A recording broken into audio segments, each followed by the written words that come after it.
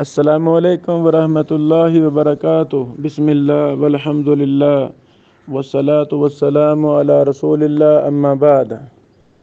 سنن ابی داود حدیث نمبر 61۔ امام ابو داود رحمہ اللہ فرماتے ہیں، قال حدثنا عثمان بن ابی شیبہ قال حدثنا وکیع عن سفیان عن ابن عقیل عن محمد بن الحنفیہ عن علی رضی اللہ عنہ انہ قال، یہ سند ہے۔ قال رسول اللہ صلی اللہ علیہ وسلم، رسول اللہ صلی اللہ علیہ وسلم نے فرمایا، مفتاح الصلاۃ الطہور، نماز کی چابی وضو ہے، پاکی ہے۔ وتحریمها التکبیر،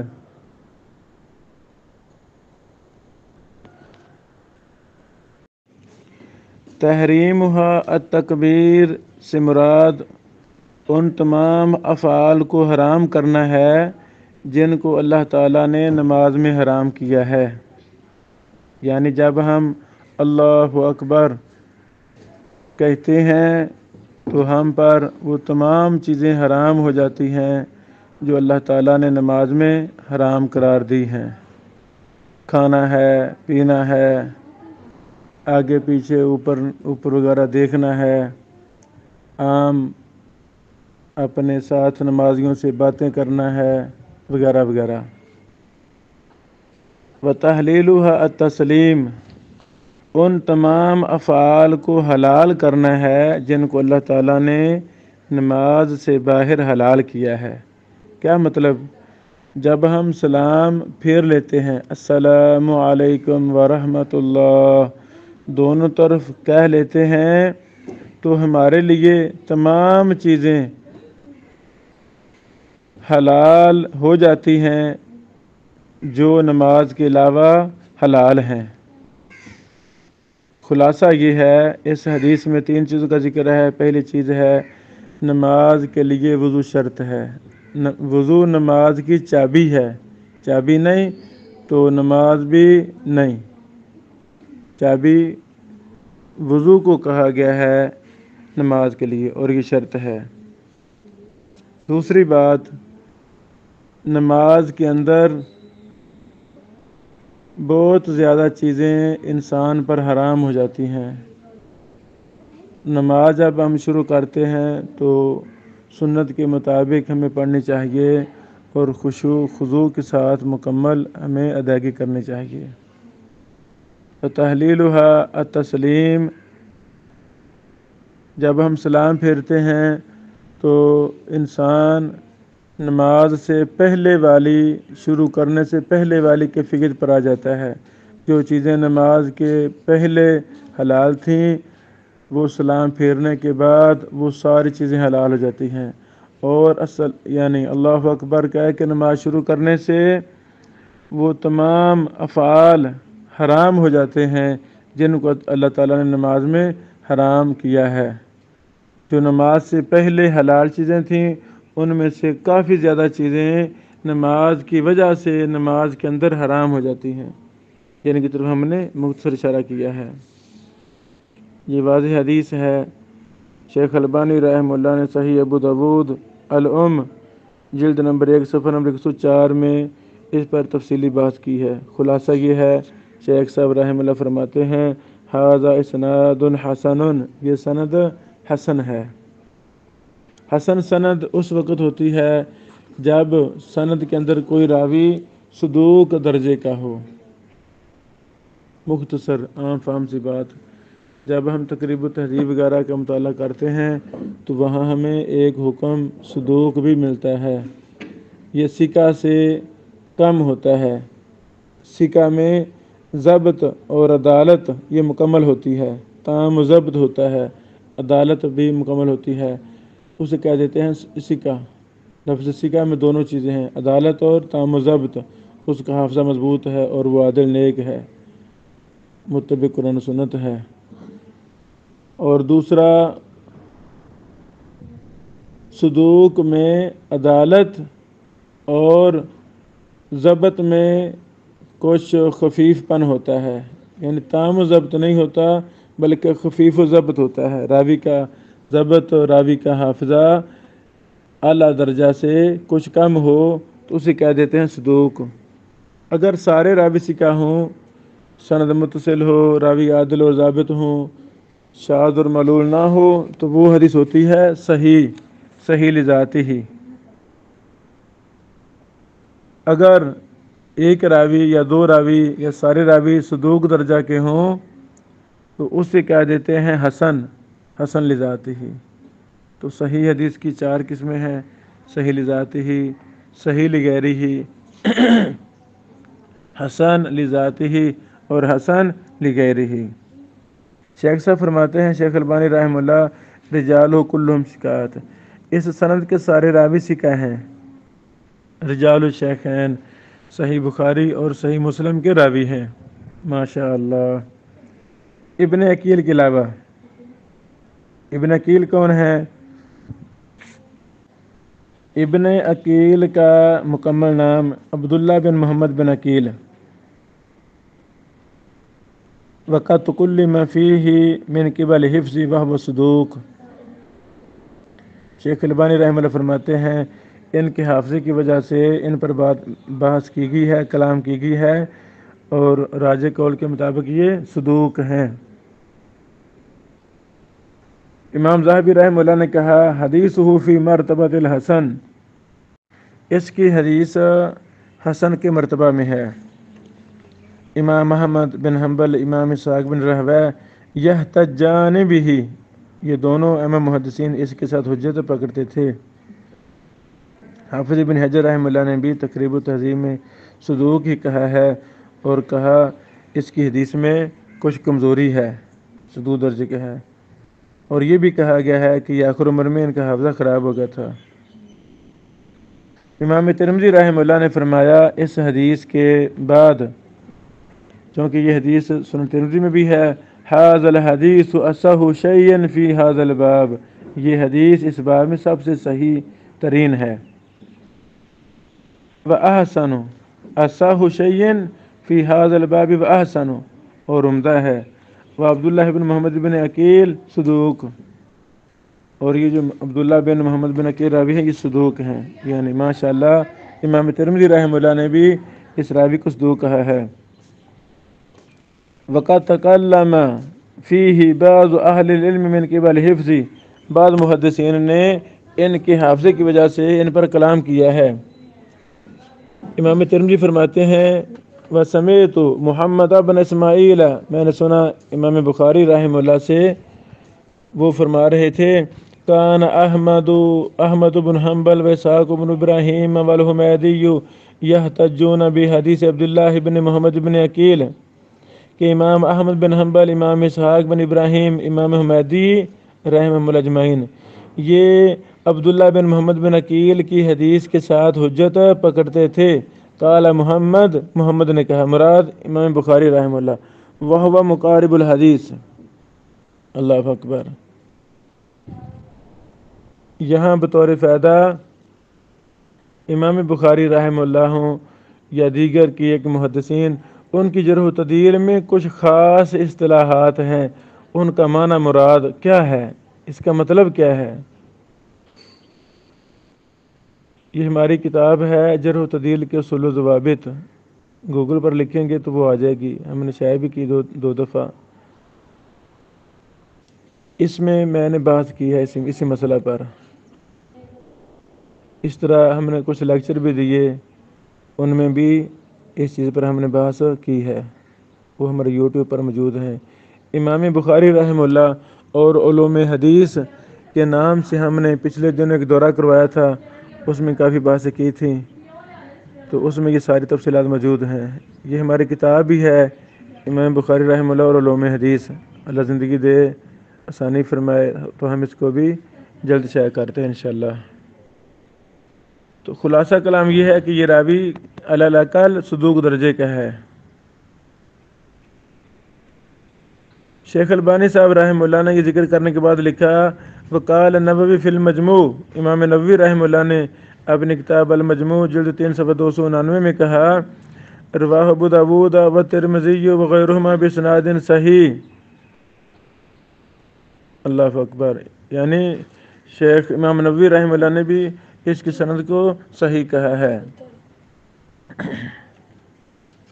حافظ ابن حجر اسقلانی رحمہ اللہ نے فتح الباری جلد نمبر 2 صفحہ 257 میں کہا ہے، اخرجہ اصحاب السنن بسند صحیح،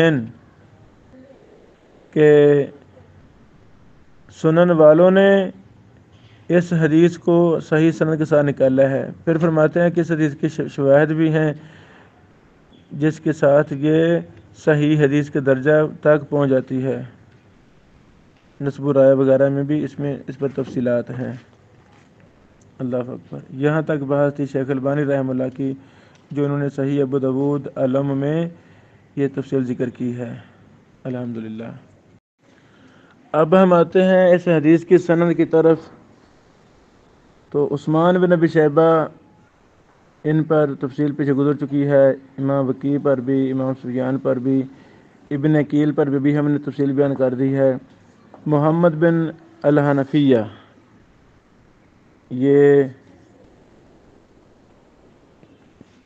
یہ پہلی بار ابھی ابو داؤد میں ان کی یہ پہلی حدیث ہے۔ مکمل نام محمد بن الحنفیہ بن علی بن ابی طالب الہاشمی ابو القاسم المدنی رحمہ اللہ، یہ ابن الحنفیہ کی نسبت سے معروف ہیں۔ الحنفیہ سے مراد خولہ بنت جعفر بن قیس ہیں، یہ بنی حنیفہ سے تھیں۔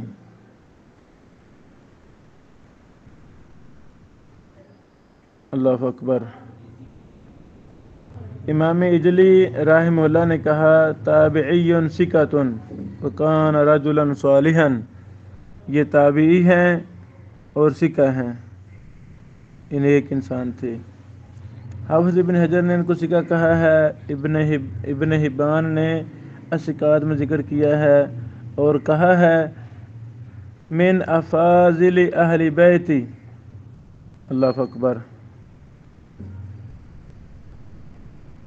اس کے بعد راوی ہیں سیدنا و محبوبنا علی بن ابی طالب، سیدنا علی رضی اللہ تعالیٰ عنہ۔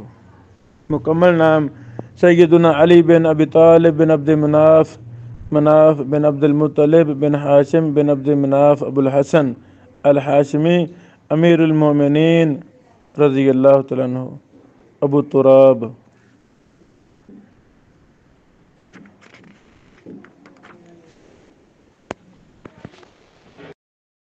جب ہم اس متن حدیث پر غور کرتے ہیں، اس میں کافی تفصیلات ہیں۔ امام ابن قیم الجوزیہ رحمہ اللہ نے اپنی کتاب تہذیب سنن ابی داود میں جلد نمبر 1 صفحہ نمبر 33 میں اس حدیث کی شرح میں بہت زیادہ مسائل پر بحث کی ہے۔ ماشاءاللہ، اللہ تعالیٰ توفیق دے تو آپ احباب وہ ایک ایک لفظ پڑھیں۔ کافی مفصل بحث کی ہے، کچھ چیزیں ہم ذکر کرنا چاہتے ہیں۔ پہلی بات ہے مفتاح الصلاۃ الطہور، یعنی پہلی وہ چیز جو نماز کے اعمال سے ہے، نماز شروع کرنے سے پہلے جس کا کرنا فرض ہے، ضروری ہے، وہ طہارت ہے، وہ پاکی ہے۔ حدث اصغر سے بھی، حدث اکبر، ہر طرح کے حدث سے پاکی ضروری ہے۔ رسول اللہ صلی اللہ علیہ وسلم نے وضو کو چابی کہا ہے، یہ مجازی طور پر ہے، کیونکہ بے وضو ہونا یہ نماز پڑھنے سے مانع ہے۔ انسان بے وضو ہے تو نماز نہیں پڑھ سکتا، تو گویا حدث بے وضو ہونا یہ تالے کی طرح ہے، کل کفل، یہ تالے کی طرح ہے۔ یعنی جب انسان وضو کرتا ہے تو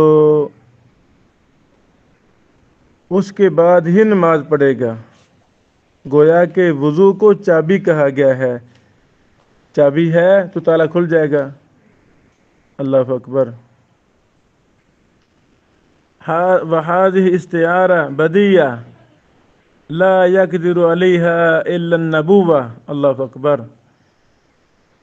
یہ استعارہ ہے، یہ ایسا اہم بدیع استعارہ ہے کہ یہ نبوت کے علاوہ اس پر کوئی طاقت نہیں رکھتا کہ وہ ایسا استعارہ استعمال کرے۔ ایک اور حدیث بھی ہے، رسول اللہ صلی اللہ علیہ وسلم نے فرمایا مفتاح الجنہ الصلاۃ، جنت کی چابی نماز ہے۔ اللہ اکبر۔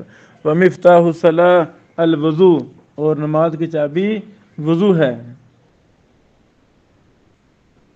یہ حدیث مسند احمد 14703، سنن ترمذی حدیث نمبر 4 وغیرہ میں ہے۔ بہرحال گویا کہ یہ مسئلہ ثابت ہوا، جنت کے دروازے، اللہ اکبر، وہ بند ہیں، جیسے نماز کا دروازہ بند ہے۔ کیسے کھولیں گے؟ چابی کے ساتھ۔ چابی سے مراد کیا ہے؟ وضو۔ پہلے وضو کریں گے۔ تو کون سا وضو؟ ٹیڑھا میڑھا وضو، مرضی والا وضو، سنت کے خلاف والا وضو نہیں۔ جس نے سنت کے خلاف وضو کیا، گویا کہ اس کے پاس صحیح دندان والی چابی ہے ہی نہیں، اس کی چابی ایسی ہے جو بیکار ہے۔ چابیاں تو ہیں لیکن ہر تالے کو ہر چابی لگتی نہیں۔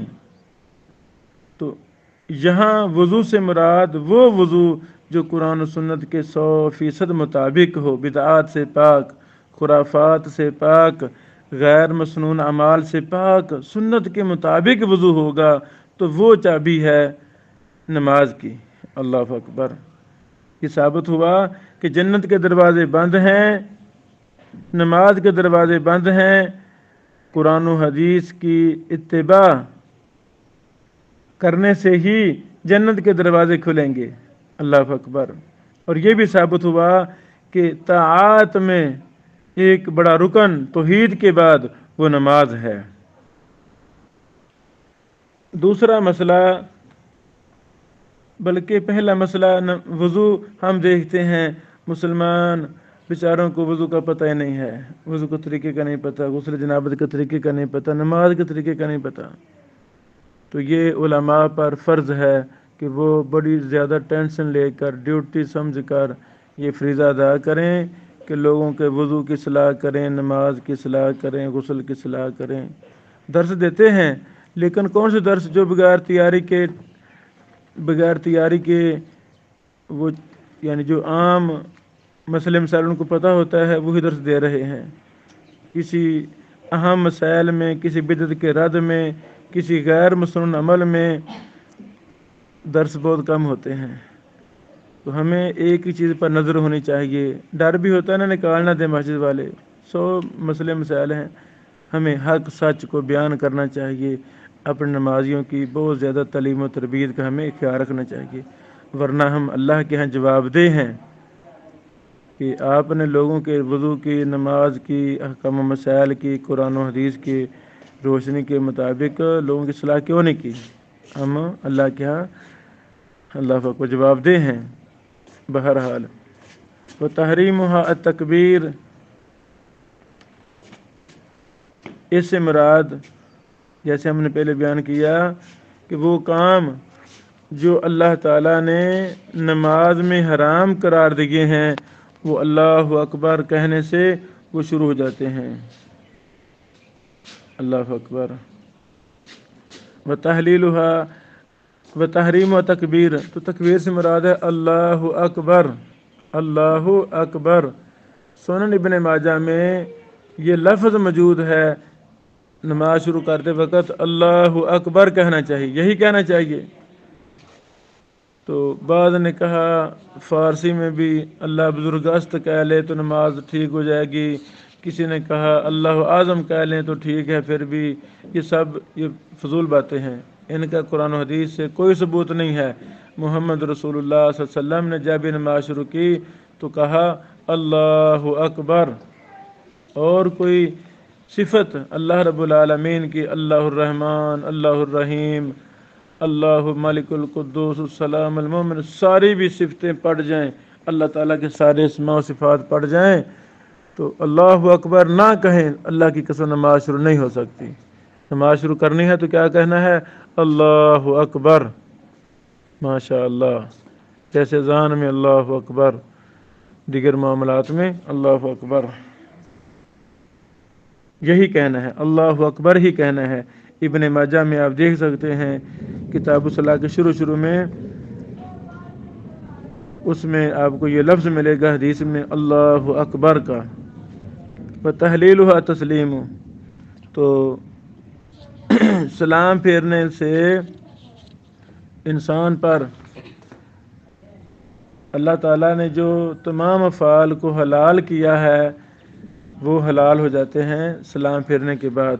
اس سے مراد ہے السلام علیکم ورحمۃ اللہ، یہ مراد ہے۔ اس میں بھی کئی مسائل ہے، شیخ البانی رحمہ اللہ نے صفت الصلاۃ، ایک ہے مختصر ایک ہے مفصل، اللہ تعالیٰ توفیق دے تو ہم مفصل پڑھے 3 جلدوں والی، ماشاء اللہ، اس کا بھی نام ہے صفت الصلاۃ الام، 3 جلدوں میں چھپ چکی ہے، شاملہ میں بھی ہے، PDF میں بھی آ چکی ہے، کمال کتاب ہے۔ اللہ اکبر، اللہ تعالیٰ شیخ البانی رحمہ اللہ کی قبر پر کروڑوں رحمت نازل فرمائے۔ پبلک کے لیے اصل وہ الام کا اردو ترجمہ بھی ہونا چاہیے، مختصر کا ماشاءاللہ 2 ترجمے ہو چکے ہیں، ایک شیخ الحدیث مولانا صادق خلیل صاحب رحمہ اللہ نے کیا تھا، فیصل آباد والے، انہوں نے کافی کتابوں کے ترجمے کیے، ماشاءاللہ کافی کتابیں لکھی ہیں، اللہ تعالیٰ قبول فرمائے۔ پھر ایک ہندی شیخ نے دوبارہ ترجمہ کیا، اور یہ جو دوبارہ ترجمہ ہوا ہے یہ پہلے سے کافی زیادہ مستند ہے، ماشاءاللہ۔ تو ایسے ہی اس پر بھی کوئی اللہ تعالیٰ توفیق دے، کوئی بھی نوجوان مستند ترجمہ کرے، کوئی بہن بھائی، صفت الصلاۃ الام کا ہم اس کو شائع کریں گے انشاءاللہ۔ امام ابن قیم الجوزی رحمہ اللہ نے بڑے زیادہ فوائد بیان کیے ہیں تہذیب سنن ابی داؤد کے اندر اس حدیث کی شرح میں۔ تو مفتاح الصلاۃ الطہور فرماتے ہیں، خلاصہ بیان کر رہا ہوں کہ الطہور و تحریمها تکبیر، کہتے ہیں کہ الطہور اور التکبیر میں الف لام یہ عہد ذہنی ہے، تو الطہور سے وہی طہارت مراد ہے جس پر رسول اللہ صلی اللہ علیہ وسلم نے ہمیشگی اختیار کی اور صحابہ کرام نے نقل کیا، وہ وضو ہے۔ التکبیر الف لام یہ بھی عہد ذہنی ہے، تو التکبیر سے وہی تکبیر مراد ہے جس پر رسول اللہ صلی اللہ علیہ وسلم نے ہمیشگی اختیار کی اور صحابہ کرام نے اس کو نقل کیا، نبی پاک علیہ الصلوۃ والسلام نے اس کو امت کے لیے مشروع قرار دیا۔ اللہ اکبر، هو التکبیر المعہود الذی نقلته الامہ نقلا ضروریا خلفا عن سلف عن نبیہا صلی اللہ علیہ وسلم انه كان يقوله في كل صلاة لا يقول غيره ولا مرة واحدة فهذا هو المراد بلا شك في قوله تحريمها التكبير، هذا حجة على من جوز الله الأكبر، ما شاء الله، والله الكبير، یعنی اللہ اکبر ہی کہنا ہے، اللہ الاکبر یہ بھی نہیں کہہ سکتے، اللہ الکبیر بھی نہیں کہہ سکتے۔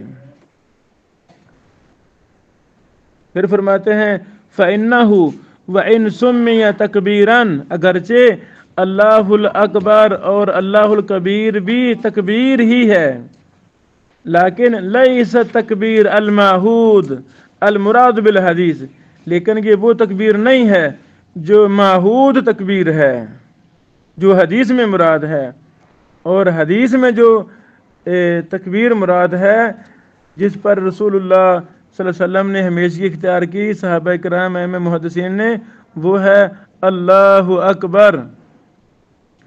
یہ ایک دلیل ہے ابن قیم رحمہ اللہ کی۔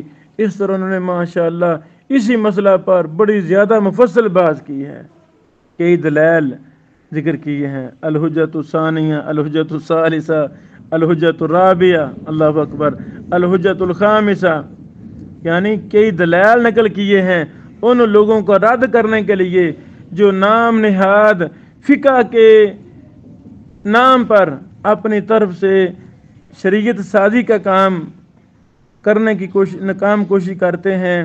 تو ہمیں حکم ہے اطیع اللہ و اطیع رسول کا۔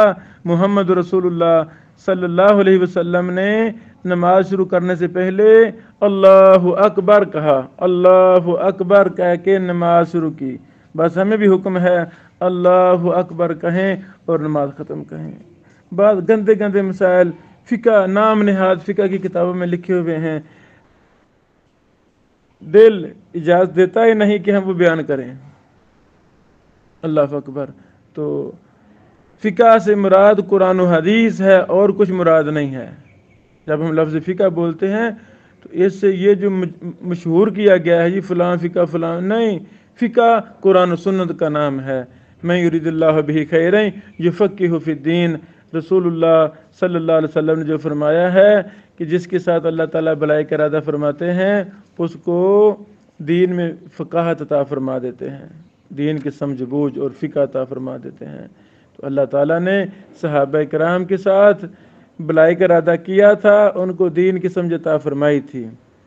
یہ وہی فقہ مراد ہے جس پر صحابہ کرام چلے، جس کو سمجھا، قرآن و حدیث کو لیا، قرآن و حدیث پر عمل کیا اور جنت کی حقدار بن گئے۔ پوری انسانیت قیامت تک کے لوگوں کے لیے فقہ قرآن و حدیث ہی ہے، جو اس کو پڑھے گا، سمجھے گا، مستند علماء اساتذہ محدثین سے سمجھے گا، پوری زندگی قرآن و حدیث کو سمجھنے سمجھانے میں، اس کو پڑھانے میں، شائع کرنے میں عام لگا رہے گا انشاءاللہ العزیز۔ اس کے ساتھ اللہ تعالیٰ نے بھلائی کا ارادہ فرمایا ہے، اللہم اجعلنا منہم، اللہ تعالیٰ ہمیں بھی انہیں لوگوں میں شامل فرمائے اور ہمیں دین میں مطلب قرآن و حدیث میں صحیح سمجھ اور تفقہ عطا فرمائے۔ بارک اللہ فیکم، السلام علیکم ورحمۃ اللہ وبرکاتہ۔